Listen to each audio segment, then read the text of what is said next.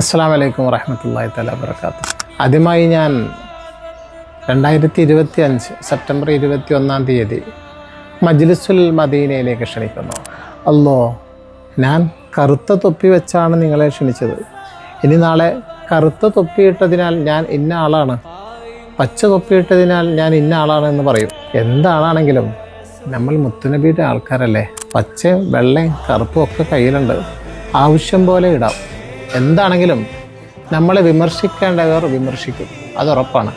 പണ്ട് ലുക്മാനുൽ ഹക്കീം റളിയല്ലാഹു തആല അൻഹു കഴുതപ്പുറത്ത് പുത്രനുമായി യാത്ര ചെയ്ത സന്ദർഭം ഓർമ്മയുണ്ടോ? അല്ല. ഇനി അത് പറഞ്ഞാൽ മദ്രസയിലും സ്കൂളിലും എല്ലാം പോകാത്ത ഞാനെങ്ങനെ ഇതെല്ലാം പറയും? ഇനി അതിന് മുന്നിലൊരു പൊല്ലാപ്പ് വേണ്ട.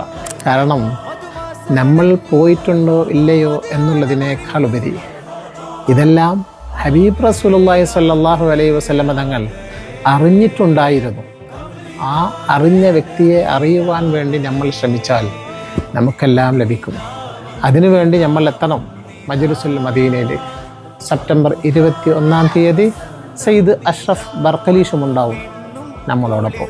അസ്സലാമു അലൈക്കും വറഹ്മത്തുള്ളാഹി തആല വബറകാതുഹു.